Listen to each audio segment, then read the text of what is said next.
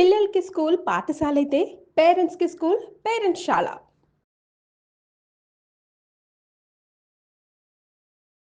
వాగర్థావివ సంపృక్తౌ వాగర్థ ప్రతిపత్తయే జగతః పితరౌ వందే పార్వతీ పరమేశ్వరౌ.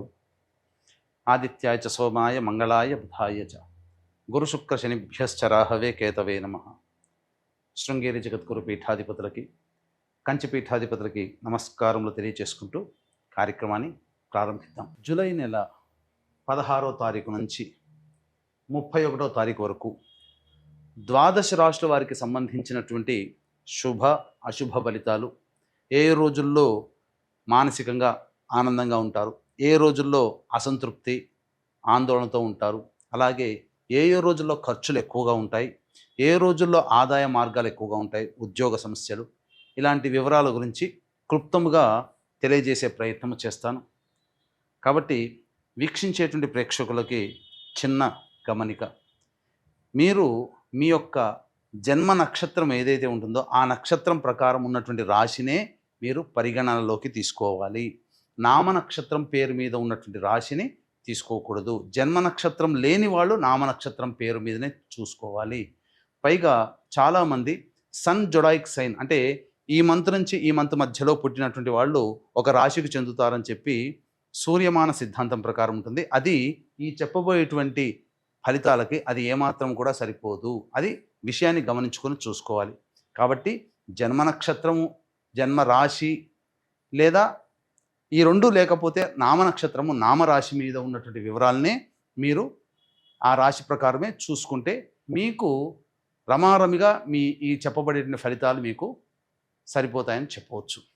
ఇక కార్యక్రమంలోకి బయలుదేరదాం. జూలై 16వ తారీఖు నుంచి 31వ తారీఖు వరకు వృషభ రాశిలో జన్మించినటువంటి వారికి ఏ విధంగా ఉండబోతుందో క్లుప్తంగా తెలుసుకునే ప్రయత్నం చేద్దాం. ఈ వృషభ రాశి వారికి శుక్రగ్రహ సంచారం ఈ నెల అంతా కూడా శుభమైనటువంటి స్థితిలో ఉన్నటువంటి కారణం చేత విలువైనటువంటి వస్తువులు, సామాగ్రులు, దుస్తులు హుందాగా కనబడడం కోసం బంగారు ఆభరణాలు స్త్రీ పురుషులు ఎవరైనా కానీ కొనుగోలు చేసే అవకాశం ఉంటుంది.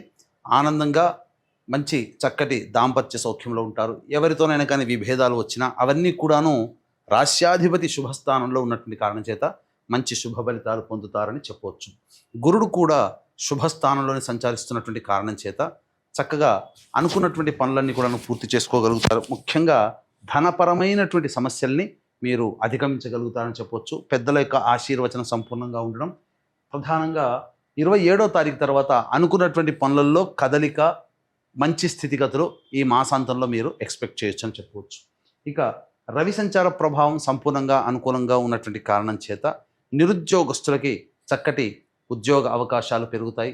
అలాగే ఆల్రెడీ ఉద్యోగం చేస్తున్నటువంటి వాళ్ళకి ప్రమోషన్స్తో కూడుకున్నటువంటి బదిలీలు కానీ, లేదా మంచి శుభవార్తలు కానీ, లేదా ఇతర ఉద్యోగంలో అనగా వేరే సంస్థల్లో పనిచేయాలనుకున్నప్పుడు అవకాశాలు వస్తాయని చెప్పవచ్చు. అయితే బుధగ్రహ సంచారమే అనుకూలంగా లేని కారణం చేత ముఖ్యంగా వ్యాపారస్తులు ఎవరైతే ఉంటారో జాగ్రత్తలు పాటించండి. వ్యాపారములు అంత సజావుగా సాగవు. అంతేకాకుండా పెట్టుబడి పెట్టడానికి కూడా ఇది సమయం అనుకూలంగా కాదు. అలాగే స్టాక్ మార్కెట్స్లో కానీ, వ్యాపారంలో పెట్టుబడి పెట్టి విస్తరించడం కానీ ఇవన్నీ కూడాను అనుకూలమైన సమయంలో కాదు. బుధగ్రహం అనుకూలంగా లేదు. కావున జాగ్రత్తలు పాటించండి. ముఖ్యంగా పరిచయస్తుల పట్ల అంటే కొత్తగా వ్యాపారం చేసుకున్నటువంటి వాళ్ళకి కొత్తగా వ్యాపారస్తులు ఎవరైనా పరిచయం అయినప్పుడు వాళ్ళ పరిచయం పట్ల జాగ్రత్తలు పాటించండి. నూతన వ్యక్తుల పరిచయం కాస్త జాగ్రత్తలు పాటించాలని చెప్పవచ్చు. ఇక ఈ కుజుడు అర్ధాష్టమ దోషము, అలాగే కేతు కూడా అర్ధాష్టమ దోషం ఉండడం వలన ఏ పని చేసినా ఈ వృషభ రాశిలో జన్మించినటువంటి వారికి ప్రధానంగా సంతృప్తి అనేటువంటిది ఉండదు. ముఖ్యంగా జాగ్రత్తలు పాటించాలి. వాహనాన్ని నడిపేటప్పుడు జాగ్రత్తలు పాటించాలి. తల్లిగారి ఆరోగ్యం పట్ల శ్రద్ధ వహించాలని చెప్పవచ్చు. విలువైనటువంటి ఆస్తులని చేజార్చుకునే అవకాశం కానీ, లేదా వాహన మార్పు, గృహ మార్పు కానీ గోచరమవుతుందని చెప్పవచ్చు. అయితే ప్రధానంగా ఈ యొక్క రాహువు సంచారము, శని సంచారము అనుకూలంగా ఉన్నటువంటి కారణం చేత అనుకున్నటువంటి పనులన్నీ కూడా సజావుగా పూర్తి చేసుకుంటారు. ముఖ్యంగా ఈ వృషభ రాశి వారికి చక్కగా యోగ కాలం అనే చెప్పవచ్చు. ఒక బుధుడు, కుజుడు, కేతు తప్ప మిగతా అన్ని గ్రహాలు కూడా అనుకూలంగానే ఉన్నాయి. కావున మంచి శుభ ఫలితాలు అనేటువంటివి కలుగుతాయి. కాకపోతే పెట్టుబడి సంబంధించినటువంటి విషయంలో మాత్రం, ధనపరమైనటువంటి నిర్ణయాలు తీసుకునే విషయంలో మాత్రం జాగ్రత్తలు పాటించుకుంటే చాలా శుభ ఫలితాలు కలుగుతాయని చెప్పవచ్చు. ఇక వివాహం కావలసినటువంటి అబ్బాయిలకి అమ్మాయిలకి సంబంధించి గట్టిగా ప్రయత్నం చేస్తే తప్ప వివాహ సంబంధాలు కుదిరే అవకాశం లేదు. అయితే విద్యార్థులకి మాత్రము చక్కటి విద్య లభిస్తుంది. అన్ని విధాలుగా కోరుకున్నటువంటి యూనివర్సిటీలో మీకు సీట్ సంభవించే అవకాశం ఉంటుంది. కాబట్టి జాగ్రత్తలు పాటించవచ్చు. ఏ విధమైనగా చూసుకున్నప్పటికీ కూడా మంచి శుభ ఫలితాలు ఈ యొక్క వృషభ రాశిలో జన్మించినటువంటి వారు పొందుతారు. ఇక వృషభ రాశిలో జన్మించినటువంటి స్త్రీలకి ప్రధానంగా అన్ని విధాలుగా అనుకూలంగా ఉండేటువంటి సమయం అని చెప్పవచ్చు. కుటుంబ బాధ్యతలు పెరుగుతాయి.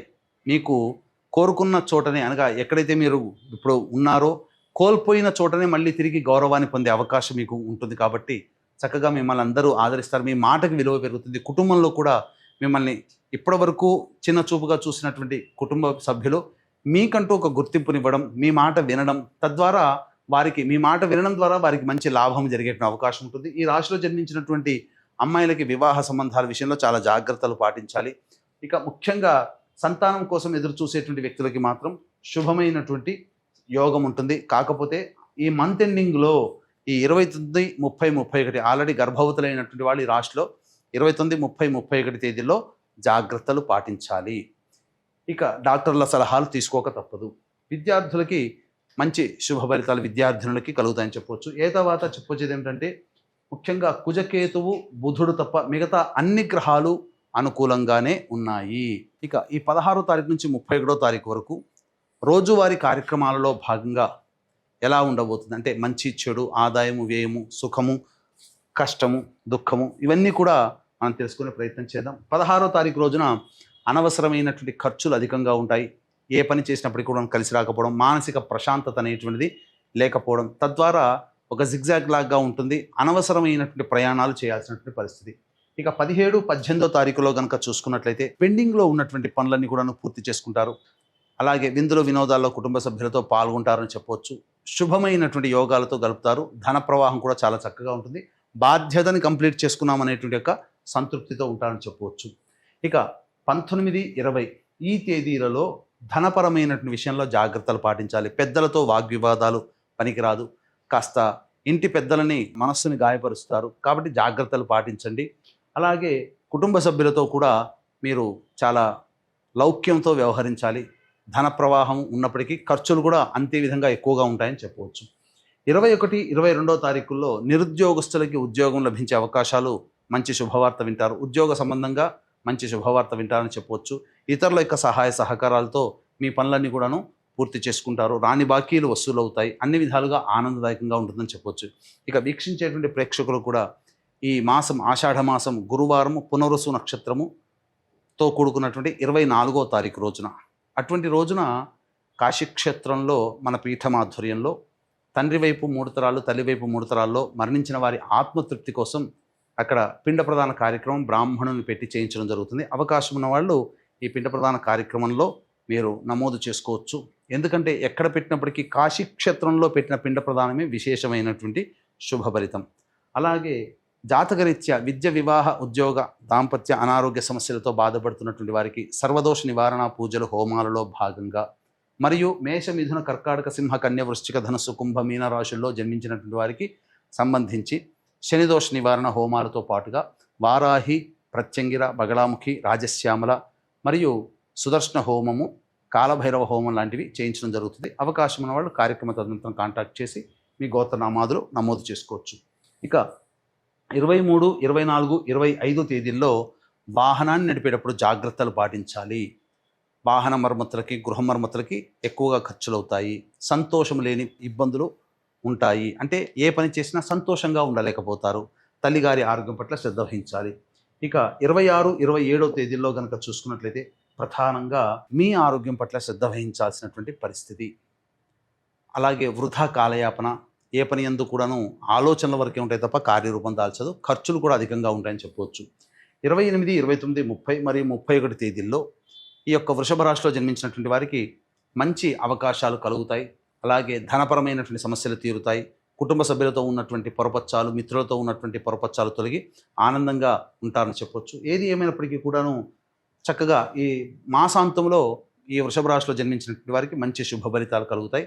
ధనపరమైన సమస్యలు తీరుతాయని చెప్పవచ్చు. ఇక ఈ వృషభ రాశిలో జన్మించినటువంటి వారు సమస్యల పరిష్కారం కోసం ప్రతిరోజు కూడాను రావి చెట్టు చుట్టూ వీలైతే నారాయణాయ నమః అంటూ 27 ప్రదక్షిణలు చేసి ఆ రావి చెట్టు దగ్గర ఆవు నేతితో దీపారాధన చేసి వెనక్కి తిరిగి చూడకుండా ఇంటికి వచ్చేయండి. ఈ విధంగా చేస్తే చాలా మటుకు సమస్యలు ప్రశాంతంగా తగ్గుతాయి. ఇప్పుడు చెప్పినటువంటి సమస్యల కంటే ఇంకా విభిన్నంగా మీరు సమస్యలు ఎదుర్కొంటున్నట్లయితే దగ్గరలోని మంచి ఉపాసనా పరులైనటువంటి జ్యోతిష్యులను సంప్రదించి వారి సలహాలు సూచనలు పాటిస్తే మరింత శుభమైనటువంటి ఫలితాలు పొందుతారని తెలియజేస్తూ, అవకాశం ఉంటే ఆషాఢ అమావాస్య రోజున మా ఆధ్వర్యంలో జరిగే పిండ ప్రదానము మరియు సర్వదోష నివారణ పూజల హోమాల్లో గోతనామాలు నమోదు చేసుకునే ప్రయత్నం చేయండి. సర్వం శ్రీ ఉమామహేశ్వర పరబ్రహ్మార్పణమస్తు.